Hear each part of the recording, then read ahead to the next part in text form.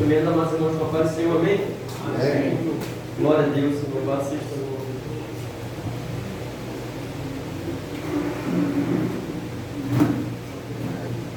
Aleluia. Amados irmãos, peço que os irmãos abram a palavra do Senhor. No Evangelho de Mateus. Amém? Mateus capítulo 15. Dando continuidade à série dos milagres de Jesus, vamos falar hoje sobre a segunda multiplicação dos pães. A segunda multiplicação dos pães. Amém? Mateus capítulo 15. Peço que os irmãos leiam comigo a partir do verso 29. Diz assim a palavra do Senhor, amém? E partindo Jesus dali, chegou ao pé do mar da Galileia. Então, subindo ao monte, assentou-se lá. E veio ter com ele grandes multidões, que traziam coxos, cegos, mudos, aleijados, e outros muitos, e os puseram aos pés de Jesus, e ele os sarou. De tal sorte que a multidão se maravilhou, vendo os mudos a falar, e os aleijados sãos, os coxos a andar, e os cegos a ver, e glorificava o Deus de Israel. E Jesus, chamando seus discípulos, disse: tenho compaixão da multidão, porque já está comigo há 3 dias, e não tenho o que comer. Não quero despedi-lo em jejum, para que não desfaleça no caminho. E os seus discípulos disseram-lhe: de onde nos viriam, num deserto, tantos pães, para saciar tal multidão? E Jesus disse-lhes: quantos pães tendes? Eles disseram: 7, uns poucos peixinhos. Então mandou a multidão que se assentasse no chão. E tomando 7 pães e os peixes, dando graças, partiu-os e deu aos seus discípulos. E os seus discípulos à multidão. E todos comeram e se saciaram. Ainda levantaram do que sovejou 7 cestos cheios de pedaços.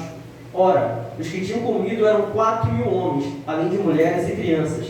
E tendo despedido a multidão, entrou no barco e dirigiu-se ao território de Magdala. Os irmãos podem se sentar no mundo. Amados irmãos, essa passagem vai retratar a segunda multiplicação dos pães e peixes. Nós já conhecemos a primeira multiplicação, trago aqui bem pelo diácono Jorge. Mas quando nós vamos falar sobre multiplicação de pães e peixes, existem 3 referências de multiplicação na Bíblia. A primeira se encontra em 2 Reis, capítulo, se não me engano aqui comigo aqui, acho que é versículo 42 a 44. 2 Reis, aqui eu vou achar todos os números. Quando a palavra do Senhor vai dizer que o profeta ele multiplica o azeite e a farinha da viúva. E depois dessa multiplicação, a outra multiplicação que nós vamos ver na palavra do Senhor, somente com o Senhor Jesus, no Novo Testamento, onde na primeira multiplicação, Jesus multiplica ali 5 pães e 2 peixes. E a terceira multiplicação que nós vemos na palavra, ocorre em Mateus capítulo 15, verso 29 em diante. Na qual nós vamos ver que Jesus ele multiplica 7 pães para uma multidão de 4.000 pessoas, fora mulheres e crianças. Mas o interessante, meus irmãos, é que em todas essas passagens, nós vamos observar que Jesus ele nunca falava simplesmente, ele fazia um milagre só para suprir uma necessidade física. Porque um pouco mais na frente, quando nós vamos ver, após essa multiplicação ocorrer, se você continuar lendo o texto, vai ver que Jesus ele entra num barco, e dentro do barco Jesus começa a falar para os seus discípulos: ora, tende cuidado com o fermento dos fariseus. E de repente aqueles discípulos começam a discutir entre si: deve ser porque esqueceram de trazer pão. E começaram a discutir. Jesus, vendo aquela situação que eles estavam aflitos, Jesus vira para eles e fala assim: como que vocês ainda não compreenderam que não era sobre pão que eu falava? Como vocês ainda não entenderam que a multiplicação não era sobre o pão, que não é sobre o pão que eu estou falando, mas sobre o fermento, a doutrina dos fariseus? É isso que Jesus estava ensinando ali para eles. Então Jesus ele deixa exatamente essa frase: como nós ainda não entendemos que o que ele fez não se tratava apenas de pães. E é isso que eu quero, pela graça do Senhor, trazer essa noite para os irmãos. Uma mensagem bem mais explicativa, vamos decorrer aqui de versículo por versículo, mas vai trazer o significado mais profundo do que realmente significa a segunda multiplicação dos pães e dos peixes. Começando aqui o texto aqui, um pouco antes de entrar na história, vamos contextualizar. No verso 29 vai dizer assim: partindo Jesus dali, chegou ao pé do mar da Galileia. Então, subindo ao monte, assentou-se lá. E veio ter com ele coxos, grandes multidões que traziam cegos, mudos e aleijados, e os puseram aos pés de Jesus e os sarou. De tal sorte que a multidão se maravilhou, vendo os mudos a falar, os aleijados sãos, os coxos a andar e os cegos a ver. E glorificavam, o que está escrito na palavra? O Deus de Israel. Glorificavam o Deus de Israel. O interessante, irmãos, que toda a palavra nós vamos ver, somente nessa passagem aqui, vai dizer que o povo glorificou ao Deus de Israel. Mas por que não está escrito simplesmente que o povo glorificou a Deus? Porque ao Deus de Israel é onde nós vamos entender o contexto de onde aconteceu essa multiplicação. No verso 29 ele vai dizer assim: partindo Jesus dali. Dali aonde? Onde que Jesus estava? Nos capítulos anteriores nós vamos ver que Jesus ele sai do território chamado como Tiro e Sidom. É a parte mais norte de Israel. Tiro e Sidom eram cidades pagãs. Eram povos ali que viviam, que eram onde os gentios viviam, onde não era o povo judeu que habitava. Então Jesus ele sai de uma região gentílica, ele sai de uma região ali pagã, idólatra, e se dirige para a Galileia, conhecido como a Galileia dos gentios, onde muitos gentios estavam ali trabalhando, estavam ali naquelas rotas comerciais. Então Jesus aqui ele se encontra num local onde havia pessoas, vamos dizer, a nossa linguagem de hoje, mundanas, pessoas que não conhecem a Deus, não pessoas, vamos dizer assim, evangélicas, crentes, cristãos, mas pessoas que não têm conhecimento de Deus. Eram essas pessoas, eram pessoas politeístas, que não acreditavam somente em um Deus, pessoas que acreditavam em diversos deuses: o Deus da chuva, o Deus do trovão, o Deus do vento, o Deus do mar. Tinham essas crenças. Então, agora nós vamos entender o porquê que essas pessoas disseram assim, e glorificavam o Deus de Israel. Quando nós vemos na palavra, já parou para ler aquele texto, na qual o Senhor vai falar assim, que o Senhor ele avistou uma mulher perto de um poço. E ao chegar perto desse poço, aquela mulher era uma samaritana. Só que Jesus começa a falar com ela, e de repente você vê que no texto está dizendo assim, que não era o costume de quem? Dos judeus. Por que não era o costume dos judeus se comunicar com os samaritanos? É onde nós vamos entender esse contexto aqui. Eu quero trazer bem breve aqui para os irmãos, uma introdução histórica aqui para os irmãos entenderem. Nós já entendemos que essa multiplicação aqui não ocorre no mesmo território que aconteceu a primeira multiplicação. A primeira multiplicação ela se dá no território judeu, onde havia um povo judeu, um povo que seguia as leis, seguia a Torá do Senhor, que conhecia as leis de Deus. Então já não é mais a mesma multidão. Mas que multidão é essa? Quem são essas pessoas que Jesus está ali curando, está profetizando e está multiplicando os pães? Para entendermos isso, para entendermos o presente, nós temos que voltar ao passado. Eu gosto sempre de falar desses exemplos para ficar martelando na nossa mente, nós aprendermos também. Quando nós vamos na palavra do Senhor lá atrás, no livro dos Reis, ou um pouco mais atrás, quando Deus chama Abraão, Abraão gera um filho chamado Isaac, Isaac gera Jacó, Jacó tem 12 filhos, e esses 12 filhos são as multidões que crescem lá no Egito, onde Moisés vem e liberta aquele povo, e quando Moisés liberta aquele povo, eles vão depois para o deserto, e no deserto se constitui até construir a terra prometida. E quando o povo está estabelecido na terra prometida, o povo quer sobre si reis, começa a época dos reinados. E os reis começam a governar sobre aquele povo. Só que acontece que há uma divisão ali entre os povos, que um rei queria servir a outros deuses e outros reis não. Então ali é uma divisão, ocorre uma ruptura dentro da nação, dentro daquele povo que Deus chamou, daqueles 12 filhos. Aquela multidão que era uma família só. E ocorre a divisão entre a casa de Israel e a casa de Judá. Ficaram divididos, eram 12 irmãos, ou seja, 12 tribos. Eram 12 povos, vamos dizer assim, 12 bairros que formavam, 12 estados que formavam um país. Vamos dizer assim, para a gente contextualizar e entender. Só que há uma ruptura. 10 tribos decidem seguir a um rei e 2 tribos decidem seguir a outro rei. conhecidas essas 10 tribos, ficaram com o nome de Casa de Israel. E essas outras 2 tribos ficaram conhecidas como Casa de Judá. Foram a tribo de Benjamim e a tribo de Judá. O que acontece, meus irmãos, é que a tribo de Israel, o povo de Israel, o rei que estava governando sobre eles, os reis que governavam, eram reis maus. Eram reis que faziam coisas que eram abomináveis aos olhos do Senhor. Eram reis que trouxeram de volta os costumes das regiões que estavam, dos povos que estavam na adjacência do local. Eram costumes politeístas, eram costumes idólatras, prostituição, adorava outros deuses, adorava Baal, adorava Astarote. Trouxeram de volta os costumes do Egito. E Deus vai dizer que ele castigou aquele povo. O que ele fez? Conforme os reis que nós foram vindo, Deus levou, a Paulo vai dizer que ele levou castigo sobre aquele povo. E quando nós vamos ver na história, nós vamos ver lá no livro dos reis também, que o rei chamado, naquela época ali, onde havia o povo de Israel, existia a tribo do norte de Israel e embaixo Judá. Mas às redondezas havia um império que governava sobre o mundo, e naquela época era o Império Assírio. E esse Império Assírio tinha um rei chamado Salmaneser. Esse rei, ele entra no território da casa de Israel, daquelas 10 tribos, e destrói tudo, com a permissão do Senhor, porque o Senhor havia profetizado isso, que haveria destruição para aquele povo, porque eles estavam se rebelando. E quando aquele rei, ele destrói tudo, ele não quer deixar aquelas terras vazias, para ficarem para os animais e logo depois se perder. Logo ele pega pessoas das regiões próximas àquele local, hoje como se fosse a Líbia, o Afeganistão, a Turquia. Ele pega pessoas dessas regiões e coloca para habitar naquele lugar. Então agora nós vemos ali o território de Israel, conhecido muito comumente como a Palestina, o território de Israel ali. Só que a parte norte de Israel estava situada, estava sendo morada de pessoas pagãs, de pessoas de outros lugares.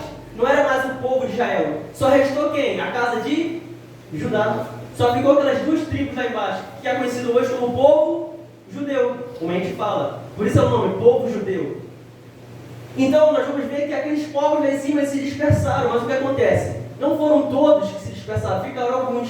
E esses que ficaram tiveram relacionamento com as pessoas que foram para aquele lugar. E ficou um povo mestiço, conhecido como chuteenses, ou traduzido, samaritanos. Essa é a origem dos samaritanos. Então agora nós vamos entender o porquê que os judeus não se relacionavam com os samaritanos. Porque os samaritanos, eles se diziam que eram o povo de Deus, só que eles não eram. Na verdade, eles haviam sido, o povo, a tribo de Israel havia sido extinguida, vamos dizer assim, dissipada por todo mundo. Ela foram expatriados, saíram da sua terra e ficaram em outros povos naquele lugar. E por isso os judeus não se davam com os samaritanos, porque eles falavam, eles são gentios. Gentios são povos pagãos e idólatras. Então agora nós vamos entender por quê. Quando nós lemos no versículo 29, Jesus vai dizer assim, partindo Jesus dali. Então Jesus não se encontrava num território judeu, lá embaixo nas 2 tribos. Jesus estava no norte de Israel. E no norte de Israel já não eram mais os judeus que habitavam. Eram pessoas totalmente pagãs, idólatras, que não conheciam a Deus. Por isso que a palavra vai dizer que eles glorificaram o Deus de Israel. Por isso que não está dizendo glorificaram a Deus, porque eles não conheciam a Deus, eles não conheciam o verdadeiro Deus, tinham vários deuses. Acreditavam-se em várias doutrinas, acreditavam-se em vários deuses para isso, santos, seja o que for. Eles não tinham essa consciência de que existia somente um Deus. Mas o que acontece, meus irmãos, antes de eu chegar um pouco nisso, a palavra do Senhor vai dizer que quando esse povo se dispersou, a tribo do norte se dispersou, ficou Judá, a tribo de Judá continuou permanecendo servindo ao Senhor. Os reis que estavam ali ficaram servindo ao Senhor. De cima já tinha se dispersado. Então só restou aquele remanescente de Judá, a casa de Judá. E o que acontece, meus irmãos, que com o passar do tempo, infelizmente tiveram alguns reis que também fizeram aquilo que era mal aos olhos do Senhor. Tanto que o Senhor levou esse povo para um lugar chamado cativeiro, como nós conhecemos na palavra profetizada por Jeremias. Vem Nabucodonosor, destrói aquele Judá, o restante, a única sobra que tinha do povo de Deus. Ele leva aquele povo cativo e destrói tudo que havia em Judá. Queima as casas, destrói os templos, destrói tudo. E leva aquele povo, tanto que ele pega quem? Nós não lembramos a palavra do Senhor, Daniel, Ananias, Isaías, são os seus amigos, ou seja, ele pega ali aqueles jovens, pega algumas pessoas da nobreza de Judá e leva para o cativeiro para viver com ele, a quem ele não matou. E esse povo vive no cativeiro durante 70 anos. Só que no cativeiro o Senhor, ele fala com Daniel, porque Daniel era um homem que buscava o Senhor, Daniel era um homem judeu, daquela tribo de Judá que sobrou, mas era um homem temente ao Senhor, e não se desviava dos caminhos do Senhor. E ele orando e buscando ao Senhor, o Senhor mostra para ele os reinados que viriam logo à frente. Ele mostra para ele que, após Nabucodonosor, viria um reinado chamado Medo-Persa, ou seja, viria um reinado ali que destronaria o trono de Nabucodonosor, e aí tomaria lugar só que os Medo-Persas, é uma junção de dois povos. É aquele povo governa ali um tempo. Só que depois desse povo, ele também tem a visão de que depois do povo dos Medo-Persas viria um povo chamado a Grécia, o povo greco. Ou seja, eles vieram e governaram depois do Império Medo-Persa, conhecido como Alexandre o Grande. Na história nós vamos ver isso, na linhagem histórica nós vamos ver isso. A sucessão dos reinados que houveram. Por que eu estou falando isso, irmão? Para a gente entender. Porque não adianta simplesmente a gente ler um texto e não entender qual é o contexto real que está acontecendo ali. Para nós entendermos o que realmente acontecia, o que essas pessoas sentiam. Então, depois daquele reinado ali, grego sair, instaura-se o famoso Império Romano. Então, passou Nabucodonosor, passou os Medo-Persas, passou o Império Grego com Alexandre o Grande, depois veio o Império Romano. Então toda aquela região, lembra que eu te falei? Que em cima já tinha sido destruída, já estava longe de Deus há muito tempo. E aquele povozinho judeu que ficou ali embaixo, eles sofreram muito nas mãos dos impérios que vieram, porque eles se sentiam muito subjugados, porque os impérios vieram, tomavam posse daquela terra e subjugavam eles, tratavam eles como escravos, vamos dizer assim. Até que veio esse imperador, no caso ali o imperador Alexandre o Grande, e ele ali, no seu reinado, ele dá uma força para os judeus. Ele restaura o povo para voltar para a sua terra. Onde se instaura ali, o povo judeu volta de novo para a sua terra. Mas logo em seguida veio o Império Romano, um império de ferro, um império que age com destruição, com força. E o que acontece, meus irmãos? Quando esse povo começa a ser afligido, quando esse povo começa a ter que pagar imposto por aquilo que come, imposto por aquilo que planta, eles começam a clamar por libertação, assim como no Egito. É onde eles esperavam que não, o Messias está vindo. Por isso, a mente dos judeus, em pensar que quando Jesus veio, ele veio para nos libertar do Império Romano. Porque o Império Romano estava ali como Satanás, oprimindo aquele povo. Então eles esperavam ser libertos do Império Romano. Mas quando Jesus veio, ele veio dizendo assim: o meu reino não é deste mundo. E quando eles recebem aquela palavra, quando eles recebem a palavra de Jesus falando que deve juntar tesouro no céu, não na terra, que ele veio para mostrar o reino dos céus, um outro reino, não nessa terra, aquele povo logo se fecha. E logo aquele povo judeu que sobrou, começa a fazer o quê? Rejeitar a Jesus. Então aquele povo que outrora era escolhido pelo Senhor lá atrás, por ver que Jesus não iria nos libertar do Império Romano, começou a rejeitar Jesus. Só que Jesus, muito mais profundo, a palavra do Senhor vai dizer que Jesus ele veio para trazer salvação a todo aquele que nele crê. É onde nós vamos entrar agora nesse texto. Porque Jesus agora ele sai da Judéia, de onde vivia o povo de Deus, do povo que estava rejeitando ele. Lembra daquele versículo que fala assim: porque ele veio para os que eram seus, mas os seus não o receberam. Foi o que ele fez, ele veio para o povo de Deus, só que eles não quiseram ele, começaram a rejeitar ele. Eles queriam uma libertação terrena, eles queriam algo físico, eles queriam o pão da terra. Mas Jesus veio trazendo, dizendo: eu sou o pão da vida, eu sou a luz do mundo. Então, é onde nós vamos entender agora todo esse contexto do versículo 29, onde ele vai dizer: partindo Jesus dali. Jesus ele sai daquela terra da Judéia e vai para Tiro e Sidom. Ele começa agora a pregar. Lembra para aquele povo que outrora era povo? Aquelas 10 tribos que se dispersaram e que agora os judeus não queriam nem saber deles. Jesus vai até os gentios, Jesus vai até os pagãos, Jesus vai até aquele que é idólatra, aquele que não conhece a Deus. Jesus vai lá naquelas pessoas e começa a pregar o evangelho para elas. Só que nós vamos ver aqui no texto que primeiro Jesus ele chega lá e quando ele está saindo de Tiricidônia, ele está indo no caminho para a Galileia, vai dizer, Jesus encontra uma mulher chamada mulher cananeia, uma mulher que vem gritando, chamando, clamando aos pés dos discípulos e do Senhor, falando: Senhor, tem misericórdia, tem compaixão de mim, liberta minha filha, expulsa o demônio nela. E ele fala assim para ela: não é lícito tirar o pão de quem? Dos filhos e dar para os cachorros.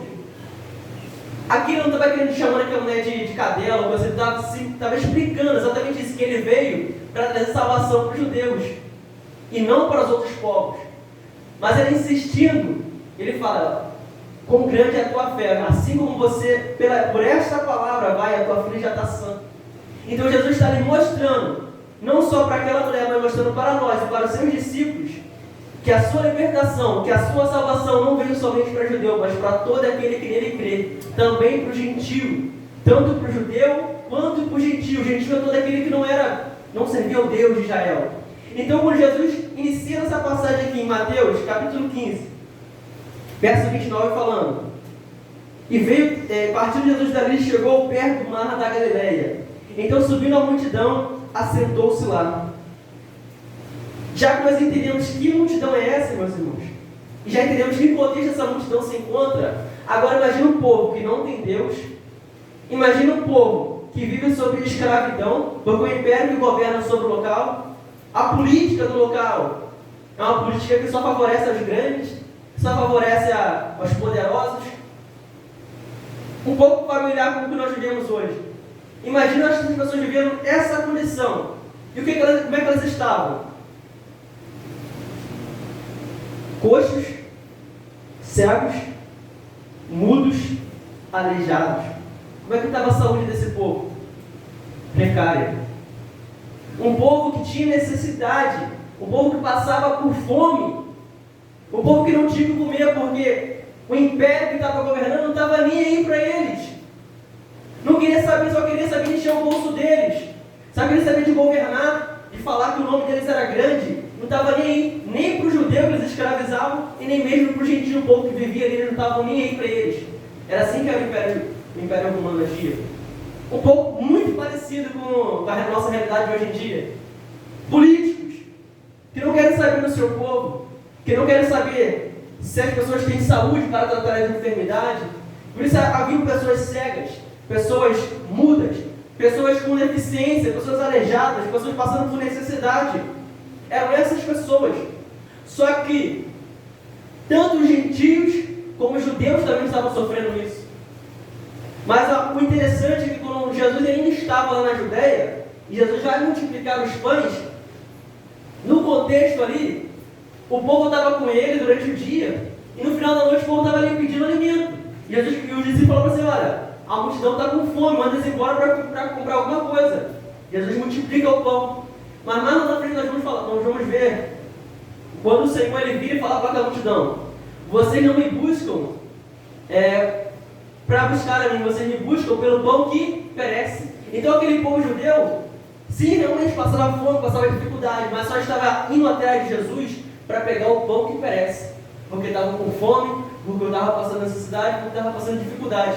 Mas se não tivesse o pão, o povo metia o pé. Tanto que quando ele começa a falar que o pão verdadeiro é o pão vivo que desce do céu, ele fala: quem é você? Não, filho de Maria, não, filho de José? Então eles negam a Jesus. Mas Jesus agora ele vai para uma terra que não conhece a Deus, um povo que não conhecia o Deus de Israel, um povo que é idólatra, um povo gentio, um povo que sofria injustiças, um povo que sofria com a desigualdade social, um povo que não tinha saúde, um povo que não tinha transporte, um povo que não tinha alimento, um povo que não tinha recursos, um povo que sofria de todos os lados. A corrupção era tanta que até mesmo os soldados oprimiam eles. Como o próprio Jesus falou para os judeus, Jesus falou assim: se te forçarem a andar uma milha, então o que os soldados faziam? Forçavam as pessoas a fazerem tarefas pesadas. Ele chegava com ele: carrega isso aqui daqui até sei quantos quilômetros, a pessoa tinha que ir, senão ela era morta. Não tinha ninguém se preocupado com aquela população. Só que os judeus, eles não estavam nem aí para essas pessoas, só se preocupavam com eles. Porque eles falavam: eles são gentios, eles estão desse jeito aí porque eles não servem a Deus, porque eles não foram escolhidos. Então eles tinham esse pensamento egoísta. A mentalidade dos discípulos, que eram judeus, eles tinham essa mentalidade de que os gentios não precisavam de nada. Só que os gentios também passavam por necessidade, passavam por dificuldade. Só que interessante, irmãos, é que quando nós vamos ver na história, existe um grupo ali que se cansou de ver tanta injustiça. Existia um grupo ali que se cansou de ver o Império Romano oprimindo as pessoas, estava ali subjugando as pessoas, matando os soldados, ferindo. A corrupção era tanta que o povo começou a se cansar e se cansou de esperar o Messias chegar. Era um povo, um grupo chamado como os Zelotes. Lembra do discípulo de Jesus conhecido como Simão, o Zelote? Os Zelotes eram um grupo de pessoas radicais.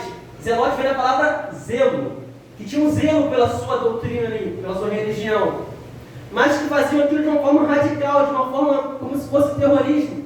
Eles pegavam e assassinavam os soldados romanos. Eles queriam governar a Judéia a toda força, a todo custo. Era o grupo dos Zelotes, que se revoltavam, não quero mais saber, esse povo vai ter que sair daqui. É como se fosse hoje, vamos lá, dizer assim, as pessoas subissem lá em Brasília e tirar o presidente do governo, matar todos os políticos, colocar todo mundo é corrupto. Essas pessoas agiam assim, os grupos Zelotes. Pessoas que já estavam cansadas. Pessoas que não queriam mais saber, mas queriam agir com a própria mão, fazer justiça com as próprias mãos. Mas aqui onde nós vamos entrar na palavra. Só que essas pessoas, no decorrer da história, elas foram morrendo, elas foram se dissipando, porque o Império Romano era tão poderoso que eles matavam 1000, eles vinham e derrotavam mais de 100.000. Eles dissipavam, aterrorizavam todos eles que se levantavam contra. Mas no meio desse povo, agora nós entramos na palavra do Senhor. No verso 32, diz assim: e Jesus chamando seus... verso 30. E veio ter com eles grandes multidões que traziam coxos, cegos, mudos, aleijados e outros muitos, e os puseram aos pés de Jesus, e ele os sarou. Aqui entra a primeira aplicação para nossas vidas. Quando nós vamos pegar esse versículo, nós já entendemos como é que essas pessoas estavam. Mas quando nós pegamos esse versículo, não fala assim, e os puseram, os depositaram. A palavra original aqui no grego é simplesmente largar, jogar. Foi o que fizeram com aquelas pessoas. Eles pegavam aquelas pessoas, esse não tem mais jeito, joga para Jesus aí que só ele pode dar jeito. É isso que faziam com essas pessoas. Jogavam, largavam, abandonavam ali os pés de Jesus. É a última esperança deles. Era como essas pessoas estavam. Sem saúde, sem educação, sem orientação. Pessoas que estavam sofrendo com juízes iníquos, sofrendo ali com corrupção, sofrendo ali com tanta degradação, como nós vemos hoje. Tanta corrupção, em todo lugar que você vai ter corrupção. Até naquele lugar que nós pensamos assim, não, ali tem um pouco de honestidade, até ali no meio há corrupção. E assim se encontrava esse povo. Mas diferente daquele povo que se levantava, que cansava de esperar, esse era um povo que ia para os pés de Jesus. É a diferença entre uma multidão que se cansou e quer fazer a justiça com as próprias mãos, e a multidão que se prostra aos pés de Jesus, que realmente não tem como para onde ir, mas ele sabe que aos pés de Jesus a cura, que aos pés de Jesus a salvação, que aos pés de Jesus a libertação, que aos pés de Jesus a provisão. E é o que acontece, meus irmãos. Diferente daquele povo judeu que só seguia Jesus pelo pão que perecia, olha que nós vamos aprender desse povo aqui, verso 32. E Jesus, chamando os seus discípulos, disse: tenho compaixão da multidão, porque já está comigo há quantos dias? 3 dias, e não tem o que comer, e não quero a despedida de jejum, para que não desfaleça no caminho. O interessante aqui é que na primeira multiplicação, quanto tempo que o povo estava com Jesus? Alguém lembra? Na primeira multiplicação, Não. Na primeira multiplicação não tinha nem anoitecido. O povo já estava com fome pedindo. Tanto que Jesus fala assim, ó, os discípulos falam para Jesus, despede a multidão, que já não tem mais, sem comida, eles têm que ir comprar alguma coisa, está longe. Aí Jesus vai e multiplica. Só que no dia que eles chegam até Jesus, querendo pão, Jesus começa a falar do pão da vida, do pão que desceu do céu. Quando eles viram que Jesus não ia dar pão para eles, não ia dar alimento para eles, eles fizeram o quê? Vazaram, foram embora. Por que fizeram isso? Porque eles buscavam Jesus pelo pão que perecia. Mas olha aqui agora que interessante. Uma multidão que ficou quantos dias com Jesus? E detalhe, estavam o quê? Sem comer, irmãos. 3 dias em jejum.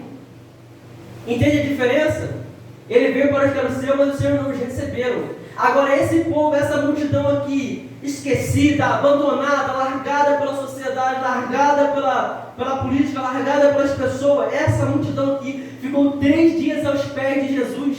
Porque essa multidão que queria era Jesus. Porque o que essa multidão queria era estar com Jesus. Essa multidão tinha fome, tinha sede, sim, mas fome e sede de justiça. Essa multidão tinha fome e sede da palavra de Deus. Eles queriam ouvir o que saía da boca de Jesus. E tanto que quando eles estavam indo embora, já passaram 3 dias, eles estavam com fome, estavam indo embora.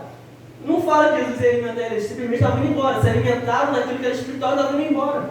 Mas Jesus tem compaixão deles, Jesus tem misericórdia deles. E aqui eu já aprendo uma coisa, irmãos. Existe gente que busca Jesus pela bênção, que busca Jesus para querer algo físico. E quando essa pessoa que busca só por isso, ela não alcança. É quando aquela pessoa vai dizer que são os mais miseráveis, que só busca Cristo por aquilo que parece, é aquele que só vem para a igreja para ter um casamento restaurado, quando é restaurado vai embora. Que quer uma porta de emprego aberta e quando consegue o emprego vai embora. É aquele que quer ser abençoado, quer comprar a casa dele, comprar o carro, quando ganha vai embora. Esquece de Jesus, está nem para Jesus. Só busca Jesus para ter uma cura, quando é curado vai embora. Existe esse grupo de pessoas, que é como a primeira multidão, que só buscava Jesus pelo pão que perecia. Existe também o segundo grupo, que é como essa multidão. A multidão que buscavam a Deus. E quem busca a Deus é suprido. Você vê que essas pessoas, elas buscavam a Deus, porque elas queriam Jesus, e elas foram supridas. Mas mais tremendo ainda, é o terceiro grupo. Tem um grupo que busca a Deus pela física, tem um grupo que busca a Deus, e tem um grupo que serve a Deus. O grupo que serve a Deus, ele não tão somente é suprido, como ele também vivencia um milagre. Ele é um milagre, e esses aqui são os discípulos, como nós vamos entrar agora. Olha só o que o versículo vai dizer. E Jesus, chamando os seus discípulos, disse: tenho compaixão da multidão, porque já está comigo há 3 dias, e não tenho o que comer. E não quero despedi-lo em jejum, para que não desfaleça no caminho. Interessante, irmãos, que essa segunda multiplicação, na primeira multiplicação, os discípulos viram para Jesus e falaram: ó, despede a multidão, Jesus. Já está todo mundo com fome aqui, não tem o que comer.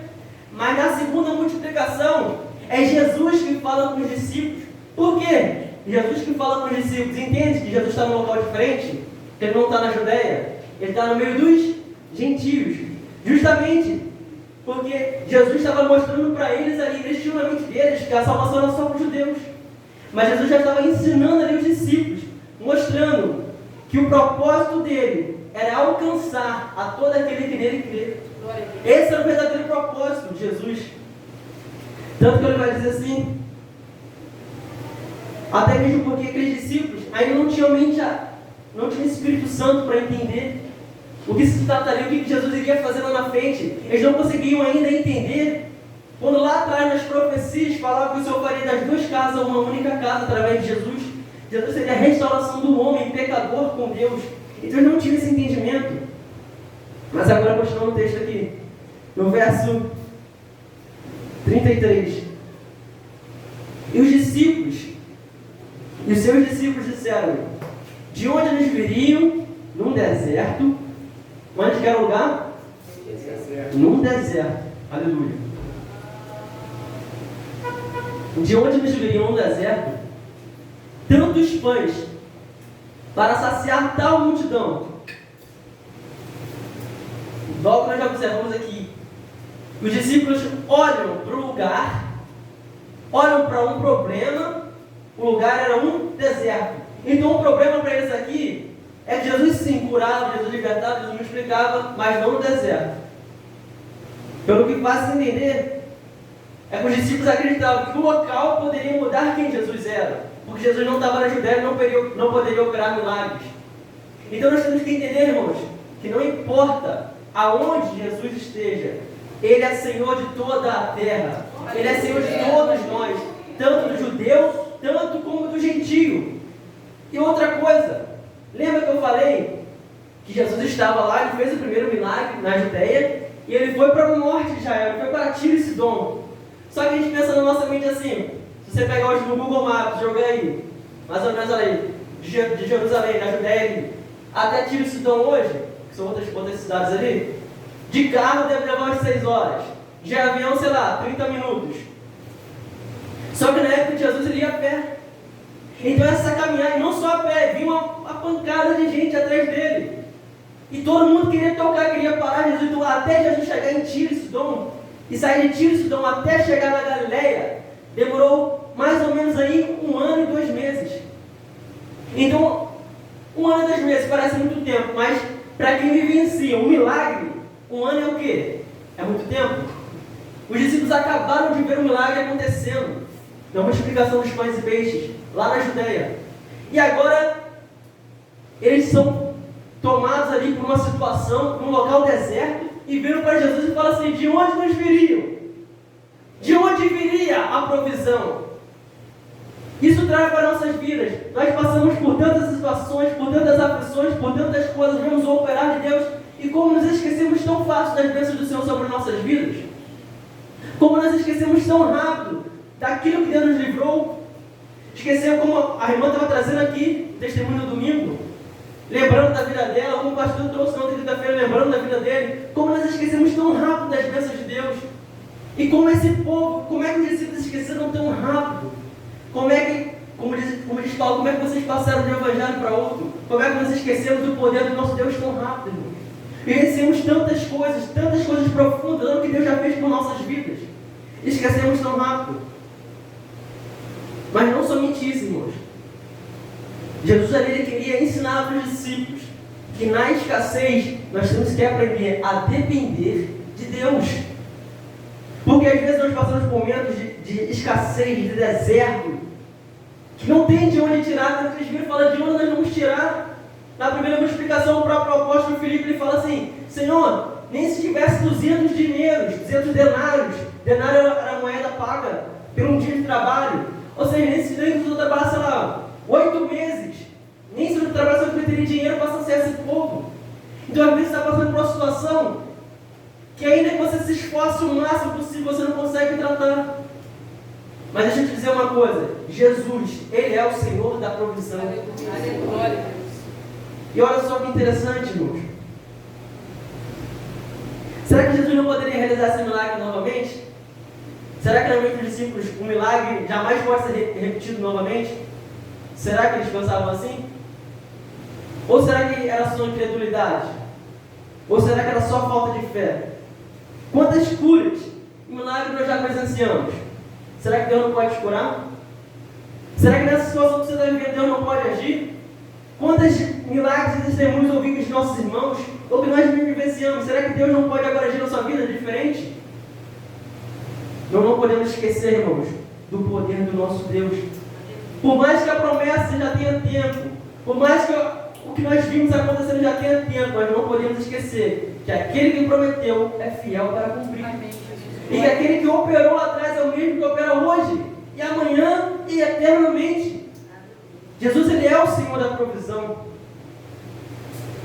E Ele pode repetir seus milagres em nosso favor. Agora é interessante, irmãos. Quando a primeira multiplicação acontece, Jesus havia dado ordem para os discípulos alimentar a multidão. Mas a falta de fé, ela fez com que eles não entendessem o que realmente Jesus queria fazer. Porque lembra no início quando eu falei que Jesus vira para os discípulos e fala: como é que vocês não entenderam que não era sobre pão que eu falava com vocês? Entende que Jesus a todo tempo não está falando sobre pão. Ele está multiplicando, estamos falando de pão, está falando de peixe, mas ao mesmo tempo ele não está falando de pão. São coisas espirituais. No final da mensagem eu vou explicar. Mas aqueles discípulos não conseguiram fazer aquilo porque a mente deles ainda estava fechada. O Espírito Santo ainda não tinha descido sobre a mente deles, eles ainda não tinham se convertido, ainda não tinham entendido o milagre de Jesus. Mas olha só que interessante, no verso 34. E Jesus disse-lhes: quantos pães tendes? E eles disseram: quantos pães? 7 pães e uns poucos peixinhos. Agora, para pensar. Jesus perguntou: quantos pães tens? Precisava realmente ter pão ali, irmãos? Se Jesus é todo poderoso? O próprio Satanás, ele vira para Jesus e fala: se tu és o Filho de Deus, transforma as pedras em pães. Tamanho é o poder de Deus. Mas por que Jesus pergunta: tendes pães? Quantos pães tens? Por que Jesus pergunta isso? Lembra que eu falei? Que ele não falava sobre pães. É outra coisa, só que a mente dos discípulos estava fechada, eles não conseguiam compreender. 7 pães, guarda essa informação, daqui a pouco a gente vai falar sobre isso. Só que é importante nós entendermos, na primeira multiplicação, quantos pães Jesus multiplicou? 5 pães e 2 peixes. 5 pães ali representavam aquilo do qual os judeus se alimentavam. Eles tinham a Torá, e a Torá era constituída de quantos livros? 5, conhecido como Pentateuco, ou seja, ali mostrando que Jesus os alimentaria com a sua palavra. Lá na primeira multiplicação, no povo judeu, no povo que conhecia Deus, que conhecia a Torá. E tempos antes disso, o próprio Jesus virou para os discípulos falando assim: ó, vai somente à casa de Israel. Não ide ainda até os samaritanos. Prega só para as ovelhas da casa de Israel. Porque eles ainda não estavam preparados. A mente deles ainda não havia sido aberta para entender o mistério do que Cristo ia fazer. Por isso que na primeira multiplicação, ele multiplica 5 pães. E quando ele multiplica aqueles 5 pães, quantos que sobram depois? Alguém lembra? Ele pega 5 pães, mas sobram 12 cestos. Simbolizando, ele lembra das 12 tribos. Então Jesus, ele pega a sua palavra para mostrar que da minha palavra eu vou multiplicar e vou trazer novamente a união do povo de Deus.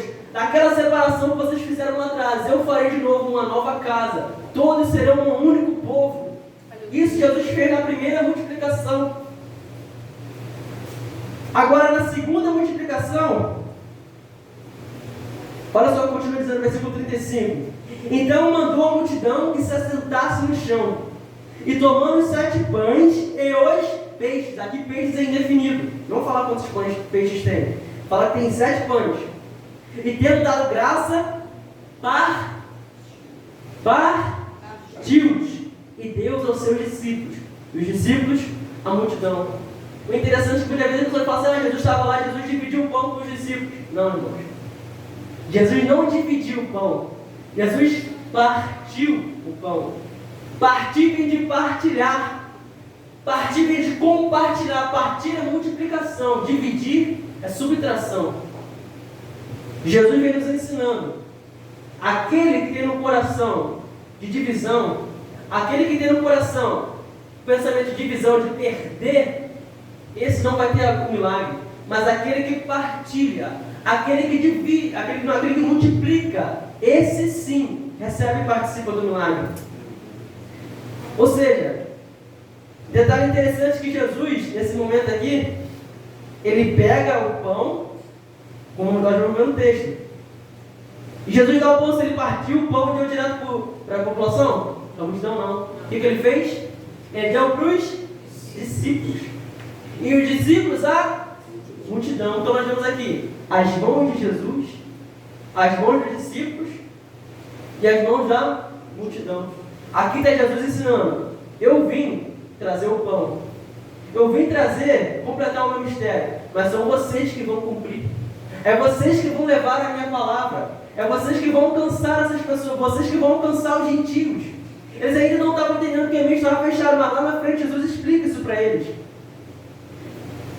E outra coisa interessante, irmãos, uma aplicação dessa mensagem aqui, porque imagina no meio daquela multidão ali, a pessoa precisando ela virar assim, aí Pedro pegou o pão, foi dar o pão para a multidão e botou no pão para o Jorge. Aí o Jorge virar, é Pedro que vai me dar pão, não quero pão não. É Márcio que vai me dar o pão, não quero pão não. Nós entendemos que nós somos alimentados por aquilo que sai da mão de Deus. Mas aquilo que sai da mão de Deus passa pelos seus discípulos. E se nós não quisermos aceitar aquilo que sai da mão dos seus discípulos, nós não seremos alimentados. É o que nós vemos hoje assim, é fulano que vai pregar, se é fulano que vai pregar, então não quero ouvir não. É ciclano que vai estar orando, ciclano que vai estar dirigindo, vai estar fazendo isso, então eu não quero. Nós temos que entender, irmãos, que a palavra do Senhor, ela sai da mão de Jesus, passa para a mão dos discípulos, e os discípulos da multidão. Então nós temos que entender aquilo que Jesus quer fazer. Nós temos que aceitar aquilo que Jesus quer nos ensinar. Ele está nos ensinando que nós devemos partilhar. Ou seja, nós aprendemos que na escassez, quando não tem, nós temos que depender de Deus. E na abundância, o que Ele nos ensina a fazer? Partilhar, irmãos. Jesus nos ensina a ser generosos, a partilhar aquele pouco que nós temos, mas partilhar. Porque quando aquela viuvinha deposita sua única moeda, deposita com todo o seu coração. Quando aquela moça, lá em Elias, como eu falei no início, Eliseu, que ela dá aquele pouquinho de pão, o que acontece com o cesto dela? Ele se enche. E as botilhas se multiplicam. Ou seja, irmãos, quando nós partilhamos aquilo que Deus nos dá, nós somos supridos e vivenciamos um milagre. Agora, vamos entrar já na minha conclusão já. Verso 37, diz assim: e todos comeram e se saciaram, e levantaram do que sobejou 7 cestos cheios de pedaços. Ora, os que tinham comida eram quantos? 4.000 homens, além de mulheres e crianças. Agora, irmãos, vamos pensar. Por que Jesus realiza uma segunda multiplicação? Por que Jesus ele poderia simplesmente enviar a provisão para aparecer? Mas por que Jesus multiplica o pão no meio dos gentios? Lembra que eu falei lá no início? Jesus disse assim: como é que vocês não entendem que não é sobre pães que eu falava? Eis aqui a resposta. Nós vamos ver que Jesus, depois de se dirigir no território estrangeiro da Galileia, na verdade, ele vai para Tiro e Sidom, e Tiro e Sidom chega lá naquele território gentílico, onde as pessoas não serviam a Deus. Só que todas as obras que ele fez enquanto estava na terra tinham um propósito espiritual, seja de instruir, seja de revelar a vontade do Pai ou estabelecer o seu reino. Agora nós vamos entender. Lembra quando Jesus ele pega a primeira multidão, ele multiplica 5 pães, mas na segunda ele multiplica quantos pães? 7. Por que Jesus multiplica 7 pães? Um detalhe interessante, estudando realmente eu vi isso. Porque olha só, ali os discípulos, os judeus, eles seguiam a Torá. A Torá tinha os 10 mandamentos, era o que eles seguiam. O povo que era gentil, que não servia a Deus, os judeus tentavam alcançar essas pessoas para virem para a sua religião, chamados prosélitos. Como Jesus vai dizer, um prosélito passava por ali, ou seja, são pessoas que se convertiam ao judaísmo. Mas essas pessoas, mesmo que se convertiam, elas não podiam participar de tudo ali no meio do judeu. Existiam algumas coisas que eles não poderiam participar, mas no mínimo ali tinha umas 7 coisas que eles tinham que seguir. É as chamadas 7 leis de Noé. Ou seja, dos 10 mandamentos, tinham 7 ali que eles tinham que cumprir. Era crer em Deus, não sirva a outros ídolos. Somente um Deus adorarás, não terá outro Deus além dele. Não blasfemar do seu nome, ou seja, respeitar e louvar. Não roubar. Não matar. Não cometer adultério. Cumprir as leis do país, seguir a justiça. E não comer sangue. Estava entre as 7 leis que os gentios tinham que seguir. Então aqui Jesus está representando através desses 7 pães o que realmente seria básico para os gentios serem introduzidos na sua aliança. Ou seja, ele está mostrando que através dos pães ali, através da palavra de Deus, porque o pão é a palavra, através da palavra de Deus, aqueles povos gentios seriam saciados. E quando aqueles povos são saciados, quantas pessoas são cheias ali? 4.000 homens. 4 aqui representando os 4 cantos de toda a terra. É o Senhor mostrando novamente para os discípulos. Porque em todo tempo é o Senhor discipulando e ensinando seus discípulos. Ele não veio somente para os judeus, mas ele veio para os gentios, ele veio para todo aquele que nele cresce. Tanto que quando Jesus ele morre na cruz, ele transforma dos dois uma única aliança. Não tem mais povo judeu nem gentil. Por isso que hoje em dia tu vai falar assim, mas isso aí na Bíblia é só para o povo de Israel, só para os judeus. Irmão, não existe mais isso. Não existe mais bárbaro, nem cita, nem judeu, nem grego, nem romano, somos todos um em Cristo. Esse é o mistério de Cristo, esse que ele veio trazer. Esse é o mistério da multiplicação. É o alcance dos gentios, é o alcance da nossa vida, porque eu e você somos gentios. Alguém aqui tem sangue judeu? Eu não conheço, alguém tem? Nós somos gentios, nós somos povos pagãos, idólatras. Mas Cristo nos resgatou das trevas para a sua maravilhosa luz. E agora nós fazemos parte do seu reino, parte do seu corpo. Esse é o milagre que Jesus veio fazer, maior do que multiplicar pães e peixes. É nos colocar na sua presença, fazermos parte do seu povo. Nós que não éramos povo, outrora não éramos povo, agora nós somos. Agora nós fomos enxertados na videira. E detalhe interessante para finalizar, meus irmãos. Aquele povo, Jesus multiplica 7 pães para 4.000 pessoas, fora mulheres e crianças. Mas quanto tempo aquele povo estava passando fome? Quanto tempo aquele povo ficou passando fome? 3 dias. O que simboliza o que nós gentios, que nós estamos vivendo hoje. Só que não 3 dias, 3.000 anos, irmãos. Estamos sofrendo nas mãos de governos corruptos. Estamos sofrendo nas mãos desses políticos. Estamos sofrendo nas mãos dessa terra. Estamos sofrendo nessa terra como esse povo estava vivendo. Mas chegou uma hora, no final dos 3 dias, Jesus teve compaixão deles e multiplicou o pão. Jesus trouxe a provisão. E assim também na nossa vida, irmãos. Estamos passando por essa situação que olha só quanto tempo já falta de Jesus. Já faz 3.000 anos já. Mas a palavra do Senhor vai dizer que Ele virá para nos saciar. Ele virá para matar a nossa fome e a nossa sede de justiça. Porque nós estamos aqui cansados, enfadados dessa vida. Mas Ele virá para nos alimentar. Ele virá para multiplicar o seu pão e fazer parte do seu corpo. Ele virá para nos resgatar, irmãos. Foi isso que Jesus fez, irmãos. Ele virá para nos levar, para nós fazer o quê? Nós cearmos com Ele. Nós não banquetearmos com Ele. Nós estamos ali em comunhão com Ele. É o milagre da segunda multiplicação. É o Senhor vindo resgatar o seu povo. É o Senhor vindo resgatar a sua igreja. Que agora não é mais 2 povos. Não são 2 povos. Agora são um só corpo, um só batismo, uma só fé. Somos a igreja do Senhor. Amém, meus irmãos? Que os irmãos possam ter sido abençoados essa noite. Foi mais como um estudo. Mas eu creio que possa ter acrescentado muito a sua vida. Amém? O Senhor nos abençoe por essa palavra em nome de Jesus.